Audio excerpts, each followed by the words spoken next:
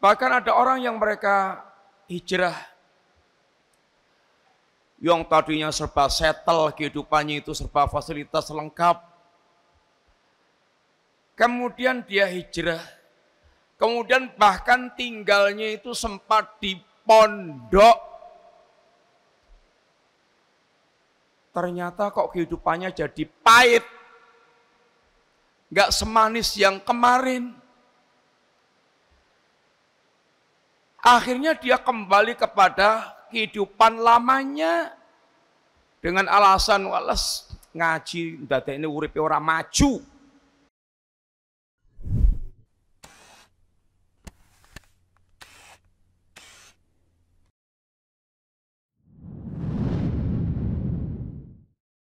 Assalamualaikum warahmatullahi wabarakatuh. Innal hamdalillah wassalatu wassalamu ala Rasulillah wa ala alihi wa ashabihi wa mawalah wala haula wala quwata illa billah amma ba'du. Alhamdulillah, para bapak, para ibu, ada ibu-ibunya kan? Para ikhwan dan para akhwat jamaah sekalian rahimani wa rahimakumullah. Yang pertama tentu kita bersyukur kepada Allah Subhanahu wa taala yang masih mencurahkan nikmat yang tidak mungkin bisa kita rekap. Sebagaimana Allah ingatkan kepada kita semuanya, wa in ta'uddu nikmatallahi la tuhsuha. Seandainya kalian berusaha untuk merekap berapa sih total nikmat yang Allah telah curahkan kepada kita, niscaya tidak akan mungkin bisa merekap nikmat tersebut. Karena memang juga seperti yang Allah ingatkan, wa ma bikum min nikmatin faminallah, apapun nikmat yang Anda rasakan, semua nikmat itu datangnya dari Allah Ta'ala. Termasuk sekarang kita bisa duduk bersama-sama di masjid ini, semuanya semata-mata bifadlillah, dari karunia Allah Subhanahu wa taala. Sehingga bagi seorang mukmin,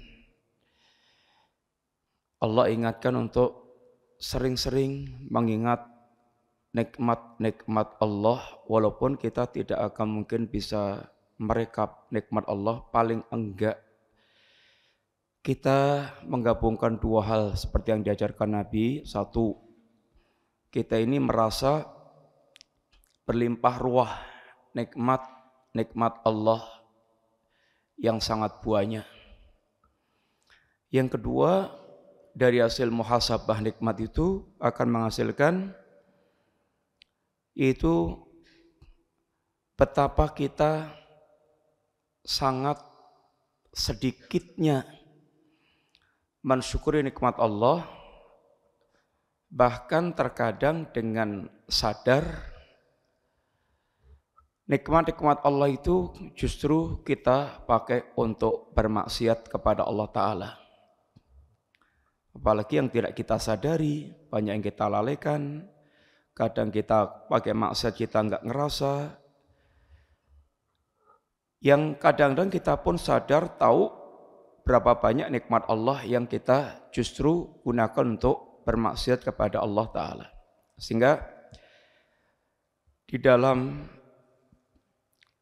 azkar sobah dan azkar masa kita diajari di antaranya ada kalimat Sayyidul Istighfar. Di sana ada kalimat, ya Allah, aku mengakui tentang segala nikmat yang telah Engkau curahkan kepadaku, dan sekaligus aku mengakui ya Allah tentang segala dosa yang aku lakukan. Gimana bunyinya, ikhwan? Antum?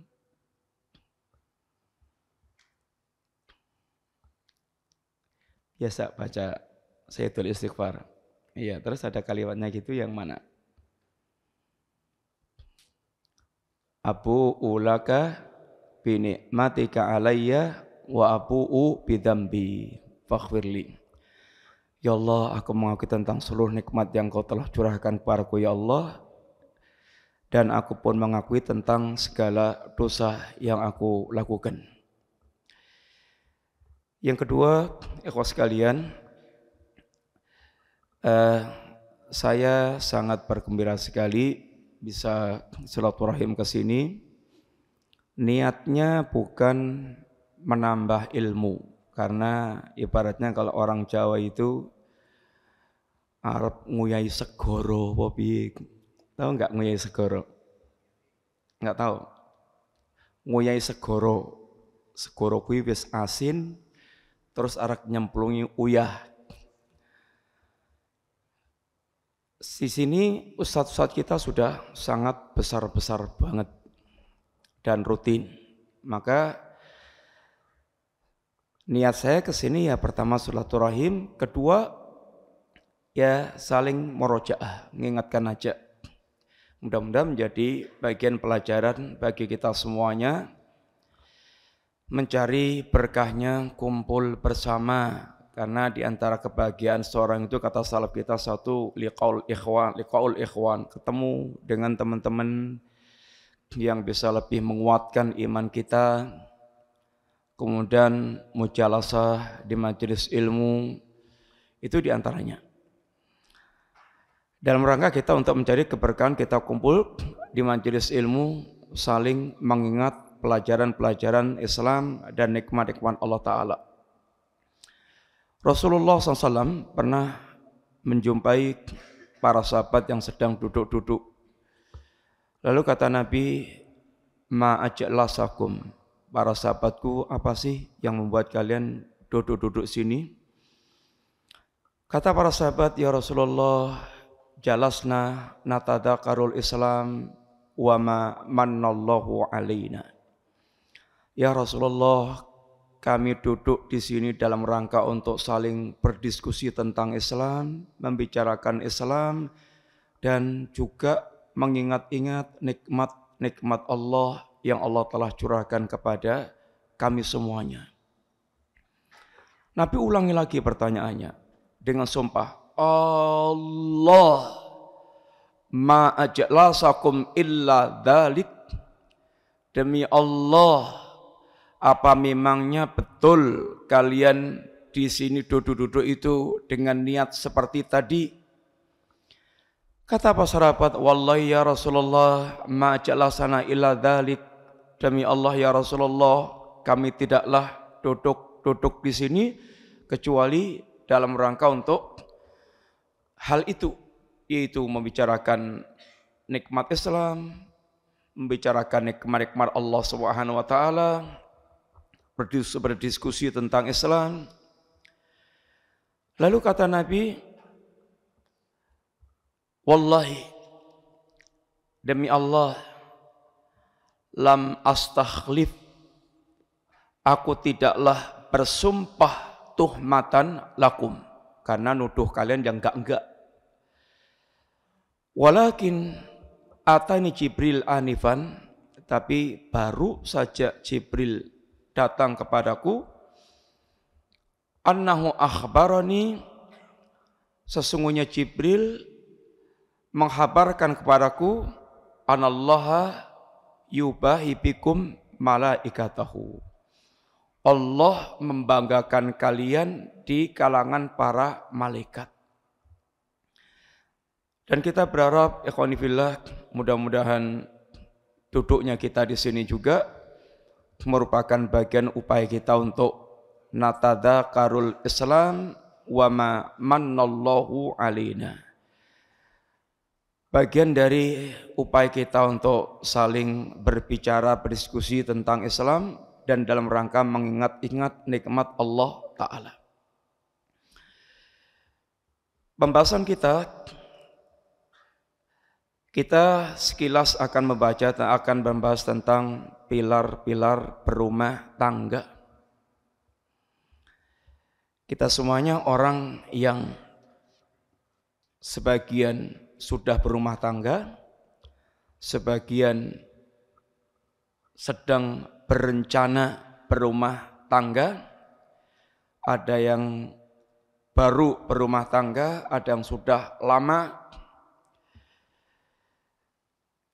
Yang jelas berumah tangga adalah kebutuhan kita semua. Dan karena sudah menjadi fitrahnya manusia,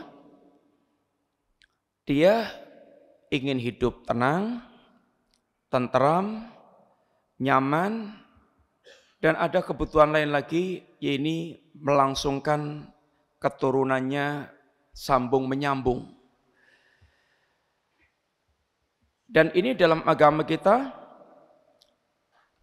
sangat menjadi perhatian. Sangat menjadi perhatian. Sampai diantaranya besarnya perhatian dalam hal rumah tangga itu, Nabiullah Musa saja ketika mau nikah, maharnya apa, ikhwan? Maharnya apa?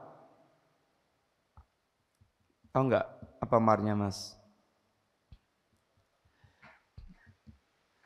Apa maharnya, ikhwan? Bekerja kepada mertuanya selama berapa? 8 tahun, disempurnakan menjadi 10 tahun. Lama enggak? Lah kok arep kawin wae dadak kerja 8 tahun dan itu sebagai mahar. Itu menunjukkan termasuk diantaranya yaitu sangat sucinya yaitu sebuah pernikahan rumah tangga dan sangat pentingnya. Mbok ya nek butuh tinggal mampir tuku piro 50.000 wasa 100.000 rampung.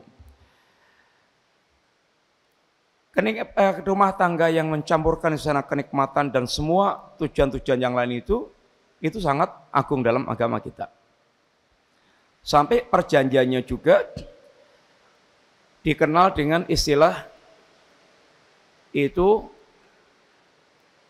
perjanjian akad nikahnya, ikhwan, mitsaqon ghalidha. Perjanjian yang sangat agung. Perjanjian yang berat. Dalam kalimat yang singkat, aku nikahkan si fulana bintu fulan dengan kamu dengan mahar umpamanya seperangkat alat sholat dibayar tunai. Aku terimanya nikahnya. Ada sak menit enggak? Ya dianggap sak menit umpamanya. Tapi kalimat ini bisa merubah dari sesuatu yang sangat haram menjadi sangat halal, bahkan bernilai ibadah. Orang kalau zina muhson, apa zina muhson? Ikhwan, zinanya orang yang sudah pernah kawin, pernah menikah. Itu namanya zina muhson. Maka dia hukumnya dirajam, dipendem atau dia dilempari batu. Batunya enggak boleh gede, enggak boleh cilik, dilempari sampai mati. Dengan disaksikan oleh sekelompok kaum muslimin. Dan muslimin tidak boleh merasa iba sehingga menggugurkan hukuman Allah Ta'ala. Kalau yang zina itu jejaka, apa hukumannya? Dicambuk berapa kali? Berapa kali kawan? 100 kali, terus ditambah diasingkan. Itu hukuman yang diberikan oleh Allah Ta'ala dan itu akan sangat memberikan efek jera. Manusia itu sukanya sombong. Para pakar itu sering berkumpul membahas apa ya kira-kira hukuman yang bisa memberikan efek jera. Agama kita mengajarkan tidak ada hukuman yang lebih memberikan efek jera seperti yang diajarkan di dalam ayat yang diajarkan oleh Allah Ta'ala. Contoh, orang kalau maling barangnya orang, mengambil barangnya orang sampai pada tingkat nisab pencurian, maka dipotong tangannya. Dan potong tangan itu hukuman yang paling bijak dan memberikan efek jera. Karena memang mencuri itu yang gremet apanya? Apa gremet? Yang dipakai ngambil apanya? Ya tangan dia. Maka dia dihukum potong tangannya. Dan itu sesuai dengan perbuatan dia. Dan ini akan memberikan efek jera. Kalau orang melihat tangannya buntung, tangannya orang pernah maling itu buntung, itu mau maling itu akan mikir ini berulang kali. Karena dia harus menanggung derita nanti cacat seumur hidup, tangannya buntung. Kemudian kalau mencuri yang dipotong tangannya. Kalau yang berzina kok yang dipotong nggak kemaluannya. Gimana? Kok nggak kemaluan yang dipotong? Kan kalau mencuri yang dipotong tangannya. Kalau berzina kok nggak yang dipotong kemaluannya? Kira-kira gimana, ikhwan? Ya karena itulah yang Allah ajarkan itu yang paling bijak dan paling memberikan efek jera. Kalau zina itu dipotong kemaluannya, ya orang nggak lihat. Kan orang kalau keluar rumah katoan, nggak kelihatan. Ini orang kepotong atau enggak kelihatan. Orang nggak bisa ngambil pelajaran. Itu pertama. Yang kedua, kalau dipotong itunya, ya nanti sudah nggak bisa berketurunan lagi. Itu mau borot. Sehingga Allah berikan efek jera atau hukuman dengan hukuman rajam. Dilimpar seluruh badannya karena memang yang merasakan lezat berzina itu semua anggota badannya. Dan disaksikan kaum muslimin. Sehingga orang betul-betul akan melihat bagaimana ngerinya seandainya mereka berzina. Itu akan menjadi efek jera yang sangat kuat. Tetapi kalau dia sudah menikah, maka sesuatu yang tadinya sangat besar seperti ini menjadi amalan ibadah. Bukan sekedar dia lezat menumpahkan syahwat, tetapi bisa memiliki nilai ibadah yang Nabi kita mengatakan wa fi bub'i ahadikum shadaqah. Berumah tangga pokok tujuan yang ingin dicapai seperti ayat yang sudah antum sering hafalkan dan sering dibacakan ketika ada walimah-walimah. Apa itu ayatnya gimana? Ada yang hafal enggak? Silakan yang hafal ayatnya ya kawan. Wa min ayatihi gimana? Silakan. Kita akan hanya ingat-ingat pelajaran ulang. Ada yang hafal enggak? Antum hafal? Wa min ayatihi an khalaqalakum min anfusikum aswajan litaskunu ilaiha wa ja'ala bainakum mawaddatan wa rahmah aw mawaddatan wa rahmah inna fi dzalika la ayatin liqaumin yatafakkarun. Wa min ayatihi an khalaqalakum min anfusikum aswajan. Di antara tanda-tanda kekuasaan Allah adalah Allah menciptakan ini dari diri kalian jodoh dari kalangan manusia. Kemudian sehingga bisa merasakan segala-galanya berkaitan dengan perihal manusiawinya. Perjodohan ini diantaranya Allah ingatkan dalam rangka mewujudkan litaskunu ilaiha. Dalam rangka untuk membuat kalian bisa tenang dengan perjodohan tersebut. Wa ja'ala bainakum mawaddatan wa rahmah.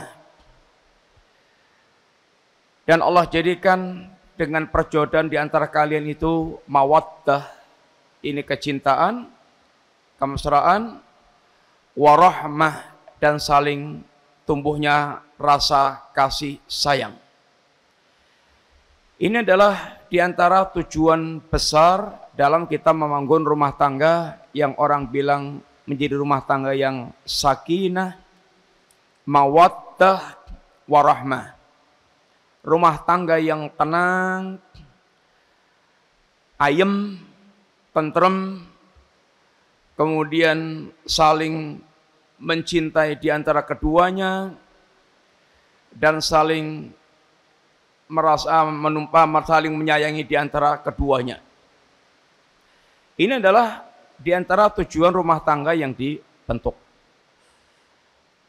Tetapi kenyataannya, berapa banyak orang berumah tangga dan tidak mendapatkan sakinah, tidak mendapatkan mawaddah, dan tidak mendapatkan rahmah dalam kehidupan berumah tangganya.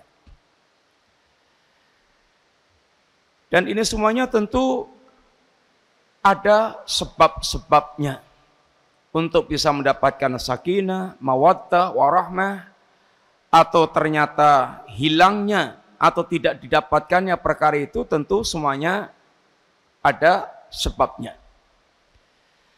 Ada pilar-pilar rumah tangga yang perlu kita kembali ingat ikhwan untuk mewujudkan hal itu semuanya.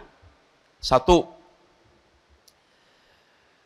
pilar yang paling utama, paling agung, dan paling menentukan adalah pilar iman atau pilar akidah yang mesti diwujudkan setiap pribadi kita. Yang asas kebahagiaan hidup kita secara umum, sendiri-sendiri atau kita bersama, hidup bersama, itu adalah apabila menegakkan kehidupan kita di atas keimanan kepada Allah Subhanahu wa taala. Sehingga iman ini akan mewariskan yaitu kebahagiaan yang hakiki dalam kehidupan seorang hamba. Di antara ayat yang Allah ingatkan tentang hal ini adalah firman Allah Ta'ala, Man amila salihan min dzakarin aw untha wa huwa mu'min falanuhyiyannahu hayatan thayyibatan.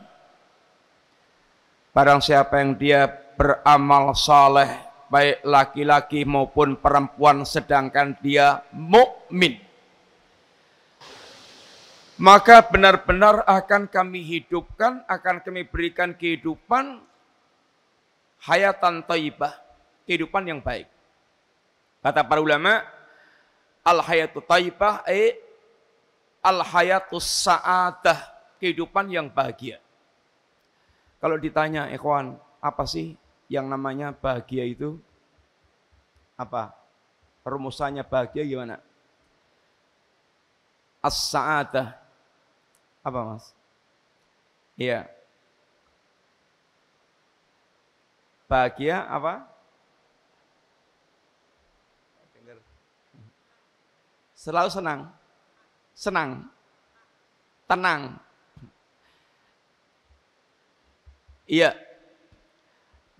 Para ulama kita mengajarkan atau mengatakan as-sa'adah, kehidupan yang dikatakan bahagia itu adalah itminanul qalbi wang syirahu sadri. Hatinya tenang, dadanya lapang. Hatinya tenang, dadanya lapang. Ini dasar utama untuk mendapatkan kebahagiaan. Bukan harta, bukan keterkenalan, bukan kecantikan, bukan dunia yang di tangan dia. Sehingga seorang salaf mengatakan, "Law ya'lamul muluk wa abnaul muluk ma nahnu fihi lajalatun bisuyub." Seandainya para raja dan anak-anak raja itu mengetahui apa yang sedang kita rasakan ini, pasti mereka akan merampas dengan pedang-pedang mereka. Kebahagiaan itu tidak hanya faktornya karena punya harta, punya jabatan, punya kekuasaan. Tapi letak kebahagiaan itu adalah di dalam hati manusia. Dalam hati manusia. Terwujudnya al-itmi'nan dan insyirahul sadri. Terwujudnya hati yang tenang dan dada yang lapang. Ini gak akan mungkin terwujud kecuali dengan dia menjadi seorang mukmin yang mentauhidkan Allah SWT. Maka kata Ibnu Qayyim, bihasabi kamalit tauhid wa ziyadati wa quwwati takunu sirahu sadri. Sesuai dengan kadar kesempurnaan tauhid, pertambahan tauhid dan kekuatan tauhid akan terwujud kelapangan dada. Kelapangan dada itu hanya akan terwujud bagi orang-orang yang mereka betul-betul memiliki keimanan yang lurus, yang benar. Ketenangan hati itu hanya akan terwujud oleh orang yang mereka betul-betul memiliki keimanan. Gimana caranya, ikhwan? Orang hatinya bisa tenang, dadanya tetap lapang, dalam suasana dia mendapatkan ujian-ujian yang mengguncang hidupnya. Diuji dengan hartanya, diuji dengan jabatannya, diuji dengan yaitu keluarganya. Pokoknya ada ujian-ujian yang mengguncang dia. Ada gempa dalam kehidupan dia. Bagaimana dia bisa menghadapi semuanya dengan ketenangan hati, kelapangan dada, di tengah-tengah badai ujian seperti itu. Caranya gimana? Gimana caranya? Pripun, Pak? Caranya gimana? Di tengah terpaan badai, di tengah hantaman ombak lautan yang keras, di tengah guncangan kehidupan manusia, terus bagaimana caranya orang itu bisa tetap hatinya tenang, tetap dadanya lapang? Caranya gimana? Pripun? Dengan mengingat Allah. Ya, dengan dia betul-betul menancapkan iman di dalam hatinya itu. Ini akan menjadi sebab utamanya dia bisa tetap memiliki ketenangan dan kelapangan dada. Dan itulah yang dikatakan oleh Rasulullah SAW dalam sebuah hadis, ajaban li amril mu'min. Sangat menakjubkan, sangat mengherankan, jempolan luar biasa perkara kehidupan seorang mukmin. Inna amrahu kullahu lahu khairun. Semua perkaranya itu baik. Mau dalam suasana yang menyenangkan secara nafsu atau menyusahkan secara nafsu, dia dalam keadaan serba bisa mendapatkan kebaikan di semua medan kehidupan tersebut. Dengan apa? Dengan keimanan yang dia miliki. Apa yang dimaksudkan oleh Nabi semua kehidupannya itu baik? In asabatu sara'u syakara fakana khairan lah, wa in asabatu dhara'u sabara fakana khairan lah. Di saat dia mendapatkan kemudahan, kelapangan, kenikmatan, dia akan menjadi hamba-hamba Allah yang bersyukur. Bersyukur itu dia tahu persis bahwa nikmat itu datangnya dari Allah. Dia akan menjadikan nikmat ini untuk semakin mendekat dan taat kepada Allah. Dia akan jadikan nikmat itu untuk berbuat baik kepada para hamba Allah. Itu akan mewariskan ketenangan hidup dan kelapangan dada. Itu kalau pas mendapatkan kelonggaran-kelonggaran. Tapi hidup kita ini terkadang akan datang berbagai macam ujian-ujian yang mengguncang. Ada yang kecil, ada yang pertengahan, ada yang kadang diguncang berat. Bagi seorang mukmin, datangnya perkara yang sangat mengguncang kehidupannya itu, wa in asabatu dharra sabara, dia akan bersabar. Yang dengan bersabarnya itu betul-betul dia akan tetap mendapatkan ketenangan dan kelapangan dada, itu baik bagi dia. Orang ketika mendapatkan musibah itu atau mendapatkan hal-hal yang tidak menyenangkan atau musibah-musibah itu ada 4 keadaan. Dan teorinya sangat mudah sekali, tetapi kalau pas kena musibah akan betul-betul dia diuji. Ilmunya itu nancep enggak dalam hatinya itu. 1, enggak bisa bersabar. Sehingga adanya itu ngamuk, protes, ingin melampiaskan, baik dengan omongan maupun dengan perbuatan. Berapa banyak di antara kita ikhwat, begitu diuji guncang ekonominya sedikit, ngeluhnya ke sana kemari. Kayak tidak pernah ngaji sama sekali. Kayak tidak pernah mendapatkan pelajaran bagaimana bertauhid kemudian bersabar kepada Allah Ta'ala. Ilmunya kayak hilang. Padahal sering datang pengajian, di mana-mana ikut pengajian, begitu dapat badai ujian masalah ekonomi diantaranya itu, gemeter. Kayak enggak kuat nyangga. Dan itu banyak kita dapatkan, ya mungkin teman-teman kita sendiri, atau yang kita lihat dalam kehidupan. Sehingga bahkan ada orang yang mereka hijrah, yang tadinya serba settle, kehidupannya itu serba fasilitas lengkap. Kemudian dia hijrah, kemudian bahkan tinggalnya itu sempat di pondok.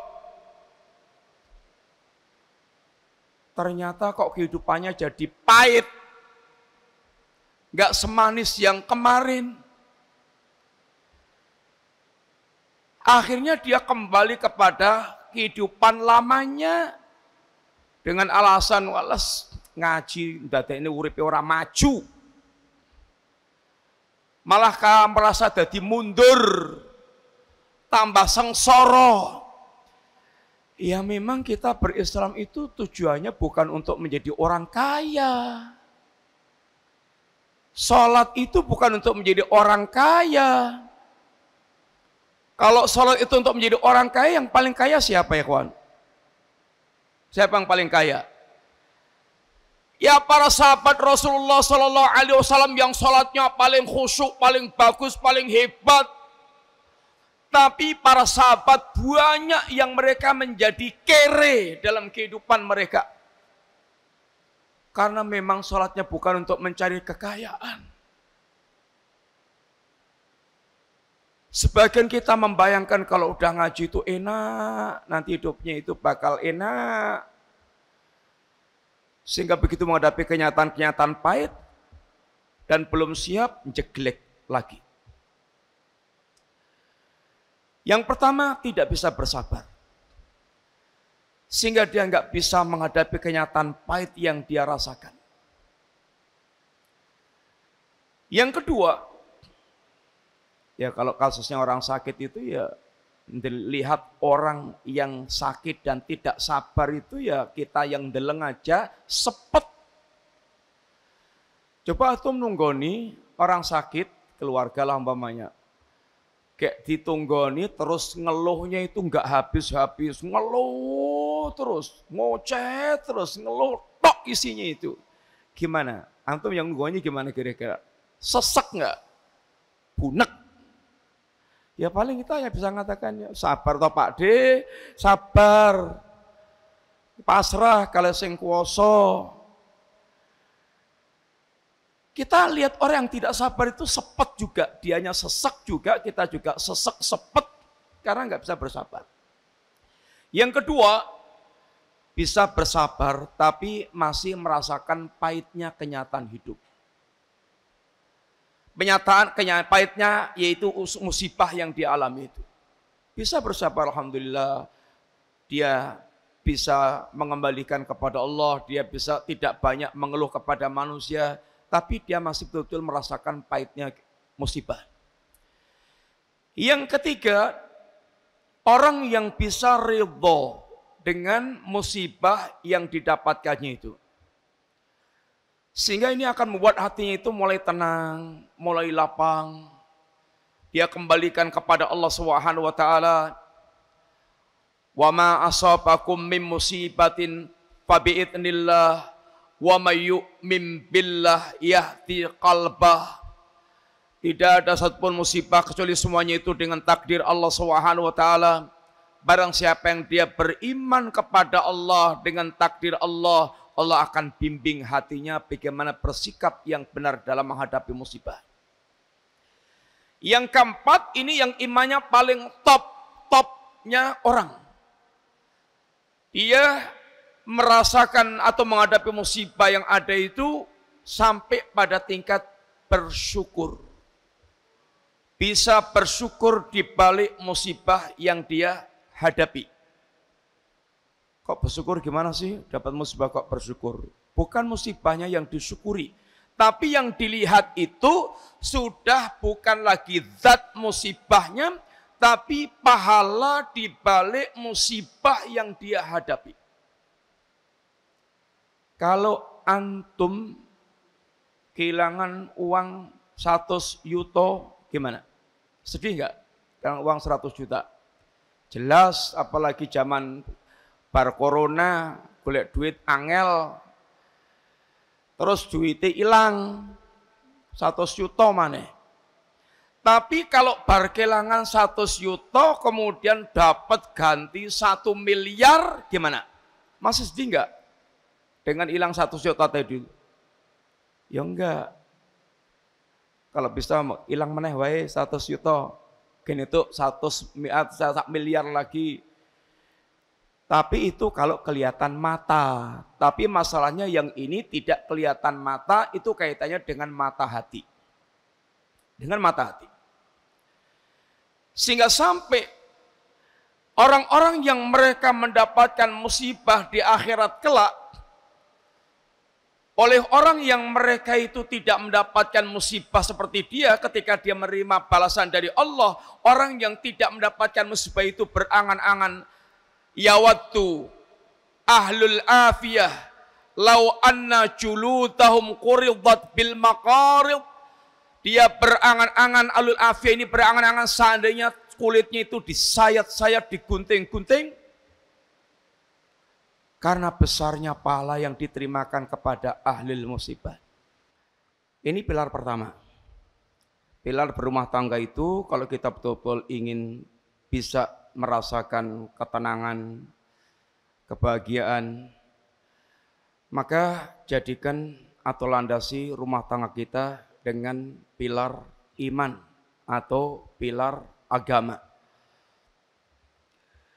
Oleh karena itulah, ketika Rasulullah SAW memberikan saran kepada para lelaki yang ingin mencari jodoh dari kalangan para wanita, apa kata Nabi? Tungkahul mar'ah li arba'. Wanita itu dinikahi karena 4 hal. Ini kebiasaannya. Yang pertama, 5 liha, karena hartanya. Yang kedua, wali jamaliha, karena kecantikannya. Yang ketiga, wali hasabiha, karena nasabnya. Yang keempat, wali diniha. Ini keumuman orang menikahi seorang, hartanya, kecantikannya, kemudian keturunannya. Kalau orang Jawa bilang bobot, bebet, apalagi itu.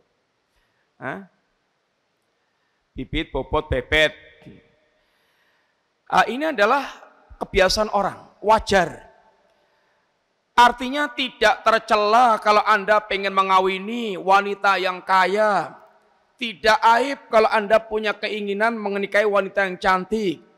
Ikhwano, golek wanita, golek aku sing ayu, kaya orang tahu ngaji. Ya enggak aib. Itu sudah fitrahnya orang, cari yang cantik, yang enak dipandang, yang nyaman, itu udah wajar. Itu fitrah manusia bahkan. Demikian pula yang punya nasab yang bagus. Tapi Nabi menyarankan dari 4 faktor ini jadikan yang pertama yang menjadi dasar pilihan adalah faktor din, faktor agama. Faktor agama, ini agamanya lurus, akhlaknya baik. Ini kunci nomor 1. Sehingga kalau Buya Hamka beliau memberikan tamsil, harta itu kayak angka 0. Kecantikan kayak angka 0. Nasab kayak angka 0. Agama kayak angka 1. Kalau kawinnya itu hanya sebab sugih, berarti 0, 1. Oh sugih tur ayu, 0 jejer loro. Berapa nilainya? Ya 0. Sugih ayu nasabnya bagus, 0 jejer telu. Nilainya berapa? Ya 0. Tapi kalau pertama agamanya bagus, terus dijejer lagi kaya, berapa? 1, depannya 0, 10. Tambah lagi cantik, berarti jejer 2, 0-nya 100. Semakin bernilai. Karena dengan agama ini akan menjadi penentu dalam arah kehidupan berumah tangga. Demikian pula sang wanita. Pesan Nabi kepada wali yang menerima lamaran laki-laki yang datang. Idza ja'akum, apabila datang kepada kalian wahai para wali laki-laki yang ingin melamar ini putri Anda, man tardawna dinahu wa khuluquhu, yang kamu telah ridha agama dan akhlaknya. Ini kunci. Nabi memberikan ini penegasan. Anda ridha agamanya, dia bukan penganut aliran sesat. Dia seorang memiliki akidah yang benar, memiliki agama yang lurus, tidak termasuk orang yang masuk aliran sesat, pemikirannya rusak, dan akhlaknya bagus. Kadang-kadang agamanya sudah bagus, lurus, akidahnya benar, artinya ngajinya benar. Tapi akhlaknya belum bagus. Umpamanya temperamental, nesunan. Keanggerian nesu terus plek. Ya, bojone momrot nanti. Jadi keplaan tok nanti. Sehingga tidak akan membuat nyaman. Ya kadang Masya Allah ngajinya sudah bagus. Tapi ya perilakunya, akhlaknya masih belum terkontrol. Maka harus agamanya bagus dan akhlaknya bagus. Kalau ini, maka fasawijuhu, nikahkan dia dengan orang yang seperti ini. Kalau enggak, wa illa takun fitnatun fil ardi wa fasadun aril. Akan terjadi kerusakan di muka bumi dan ya ini fitnah yang menyebar. Intinya akan terjadi ketidakbaikan karena standarnya sudah bukan lagi agama, standarnya kepada nilai-nilai dunia. Ini adalah saran Nabi bagaimana seorang dia memilih nilai agamanya.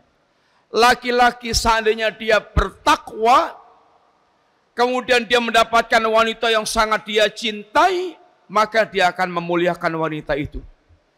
Kalau ternyata perjalanannya dia mendapatkan wanita yang tidak dia cintai, dia tidak akan zalim.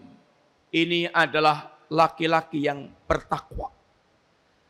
Dan para salaf ada yang sampai 15 tahun itu dia bersama dengan istri yang sama sekali enggak dia senangi. Tapi dia bisa ngempet untuk tidak kemudian zalim kepada istri yang tidak dia suka itu. Ini adalah ketika laki-lakinya dia bertakwa kepada Allah SWT. Dasar iman ini akan menjadi pondasi utama meraih ketenangan dalam berumah tangga, kebahagiaan dalam berumah tangga. Yang kedua, ini pilar ilmu. Berumah tangga itu secara umum juga merupakan bagian daripada ibadah. Karena diperintahkan oleh Allah, diperintahkan oleh Rasulullah SAW, sehingga menikah merupakan bagian daripada ibadah. Dan ibadah itu keumumannya ya bagaimana dia yaitu menjadikan ibadahnya itu diantaranya di atas ilmu. Demikian pula dalam kita ingin mengarungi rumah tangga. Hendaknya kita betul-betul belajar bagaimana rumah tangga dalam agama kita sebelum kita menikah. Sehingga pernak-perniknya rumah tangga tahu. Sebagian orang yang mereka karena bodohnya juga pokoknya nggak nasu siti tak pegat kue. Nasu siti tak pegat kue. Kok pegat. Mboh nganti sudah berapa puluh kalimat cerai dia jatuhkan kepada istrinya. Ini karena bahlul, dia enggak paham tentang ya ini pernak-pernik kehidupan rumah tangga. Tak pegat sudah berapa puluh kali dicampuri terus istrinya juga. Karena enggak tahu, enggak paham. Sehingga mesti dia harus memahami syariat agama. Ya termasuk bagian pada ilmu seperti dakwah itu dia tahu ilmu syariatnya, tahu bagaimana cara berdakwah, dan bagaimana dia memahami mat'unya. Demikian juga dalam rumah tangga termasuk memahami karakter masing-masing pasangan. Suami memahami karakter istri, istri memahami karakter suami. Ini merupakan bagian ilmu yang mesti untuk betul-betul dia fahami, dia ketahui. Kemudian yang ketiga, singkat saja, kita hanya sedikit nambahnya. Ini pilar akhlak, ibaratnya atau amal, terap-terapan ilmu. Akhlak merupakan bagian terap-terapan ilmu yang telah kita pelajari. Bagaimana berumah tangga, bagaimana kita bermuamalah dengan istri, istri dengan suami. Akhlak ini pilar yang akan membuat awetnya kehidupan berumah tangga. Ketika dia betul-betul, yaitu mewujudkan tanggung jawab masing-masing antara suami dan istri.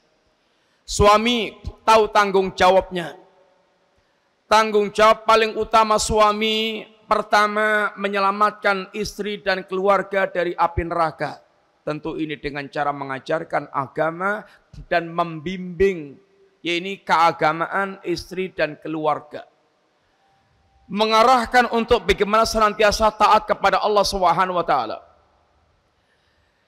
Yang kedua, wajib untuk menafkahi istri seberapapun pendapatan yang dia dapatkan. Laki-laki harus kerja. Jangan sampai laki-lakinya meteti manuk tok, kemudian yang perempuannya kerekelan ke pasar, jualan, kesana kemari.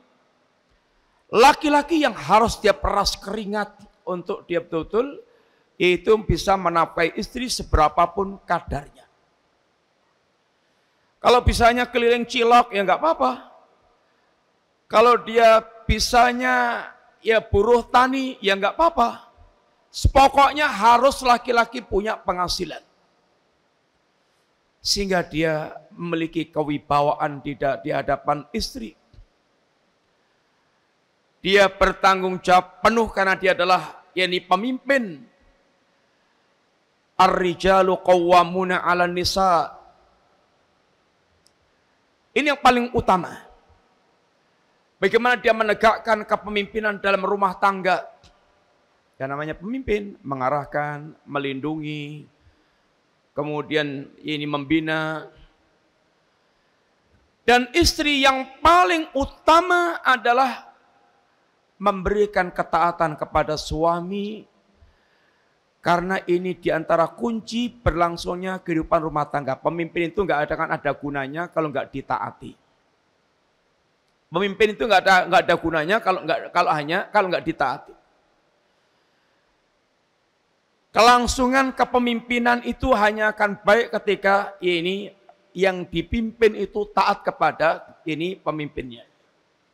Sampai-sampai Rasulullah SAW memberikan gambaran ekstrim.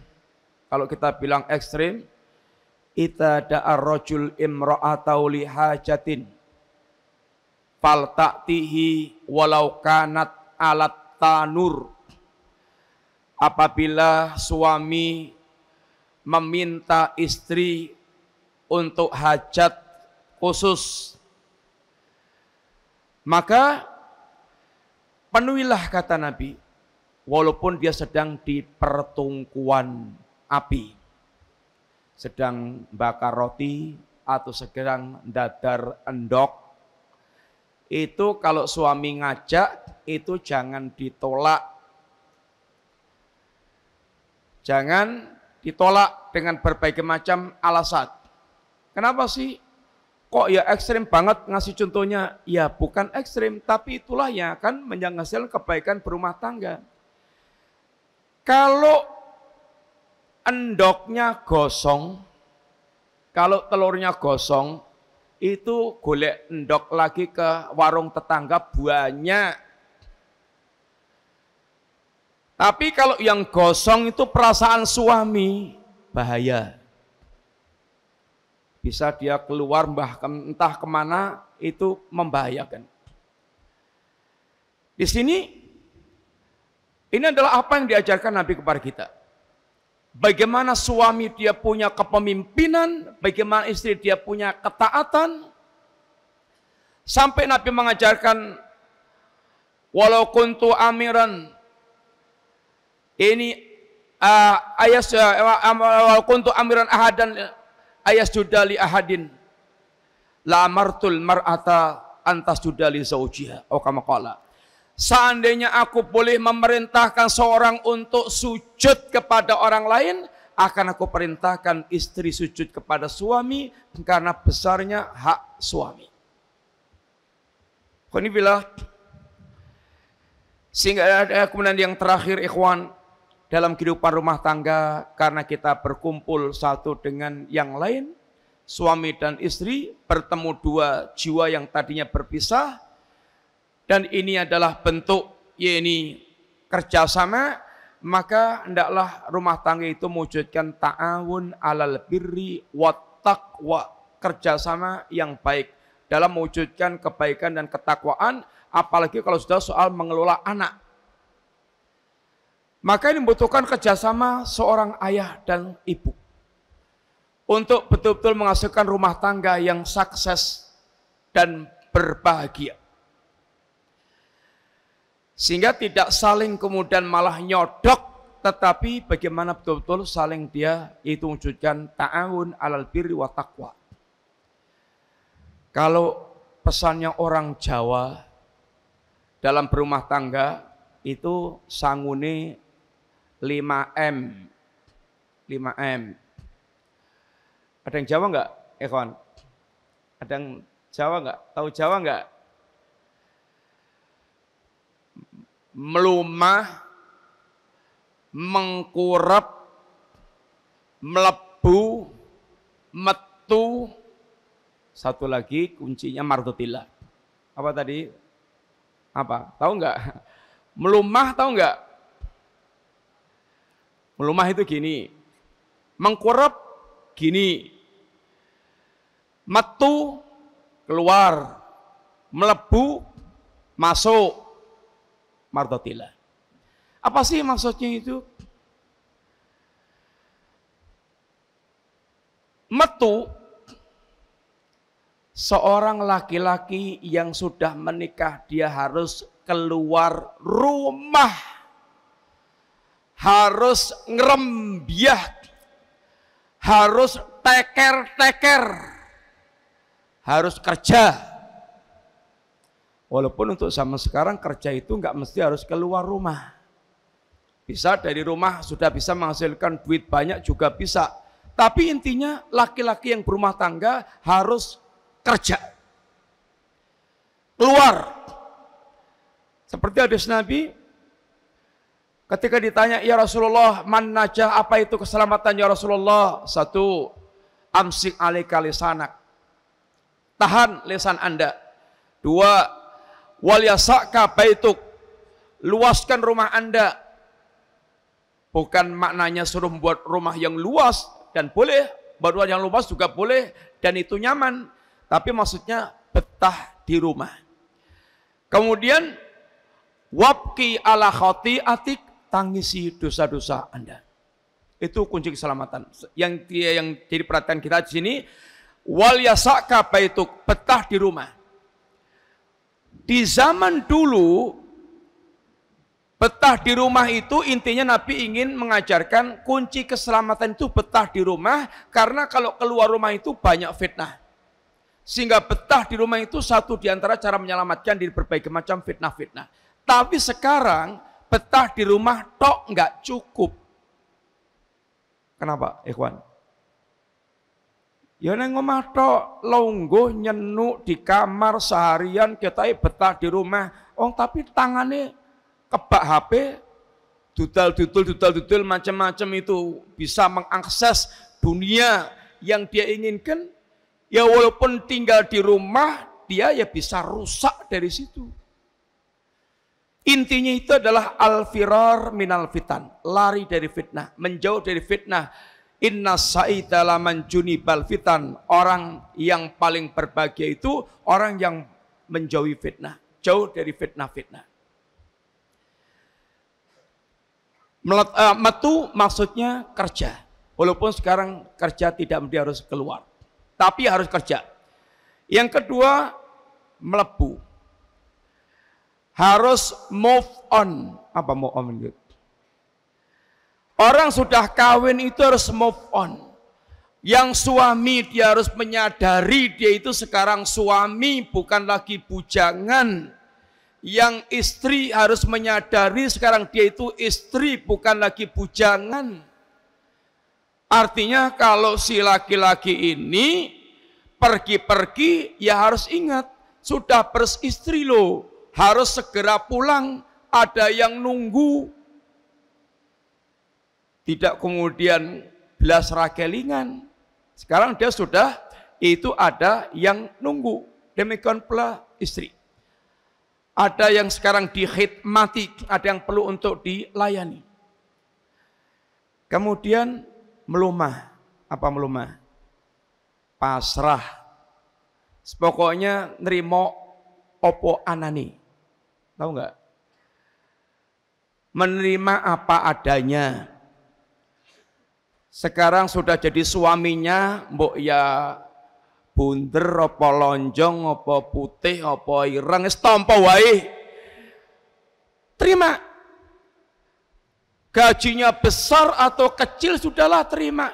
Nerimo dalam rumah tangga.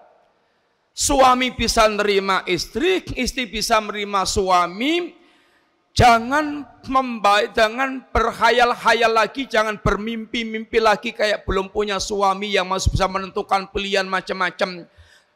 Suami harus sadar istrinya bukan bidadari surga, istri harus sadar suaminya bukan bidadara surga, semuanya masih di dunia, masih banyak kekurangan aibnya. Kalau pengen lepas dari semua kekurangan, adanya laki-laki dan perempuan di surga. Di dunia masih semuanya banyak aibnya. Terimalah. Melumah. Mengkurap. Tahu nggak mengkurap? Saling menutupi. Kalau agama kita mengajarkan hunna libasul lakum wa antum libasuhunna. Mereka pakaian Anda dan Anda pakaian mereka. Fungsi pakaian apa ya kawan? Satu, untuk hiasan. Kedua, untuk melindungi, menutupi. Ketiga, boleh idewi. Di antaranya untuk berhias. Hendaklah benar-benar istri bisa menjadi hiasan bagi suami, suami bisa menjadi hiasan bagi istri, saling menikmati antara keduanya dan merasa saling puas antara keduanya, saling merasakan kenyamanan dan keindahan dalam kehidupan bersama dengan pasangannya. Sehingga jangan ngelirik-ngelirik yang lain. Di antara sifat ahlul jannah, wanita surga, itu matanya hanya terbatas pandangannya untuk suami, sehingga tidak pernah punya pandangan angan, tidak punya bandingan lain. Ada suami yang lebih ganteng dari suaminya. Enggak ada laki-laki yang lebih ganteng dari suaminya, karena pandangan matanya tinggal tertuju kepada suaminya. Demikian pula suami. Kemudian pakaian untuk menutupi, salinglah menutupi aib. Suami menutupi aibnya istri, istri menutupi aibnya suami. Yang paling tahu aibnya seorang itu ya suaminya atau istrinya. Karena teman sebantal, teman dalam segala kondisi. Oleh karena itulah Nabi menjadikan standar khairukum li ahli wa ana khairukum li ahli. Sebaik-baik kalian orang yang paling baik dengan istrinya. Kalau baik dengan orang lain itu masih bisa basa-basi. Tapi kalau dengan istri nggak bisa lagi basa-basi. Lawang dia hidup 24 jam dalam kondisi senang, nggak senang, di kamar tidur, di ranjang, di luar, sehingga istri tahu persis. Sehingga kalau dia betul-betul baik dengan istri, maka dalam segala suasana dia baik dengan istri, dia orang baik. Kemudian mardotilah, ini dasarilah semua kehidupan berumah tangga untuk mencari ridhonya Allah Subhanahu wa ta'ala.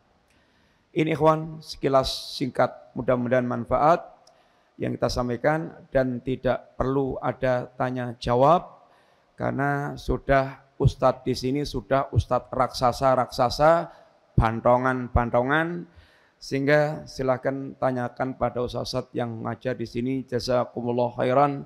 Wassallallahu ala nabiyyina Muhammadin wa ala alihi wasallam. Subhanakallahumma wa bihamdika asyhadu an la ilaha illa anta astaghfiruka wa atubu ilaik. Assalamualaikum warahmatullahi wabarakatuh. Terima kasih. Jazakumullah khairan wa barakallahu fikum. Video ini dibuat atas partisipasi dari donasi Anda. Semoga menjadi amal jariah bagi Anda semuanya.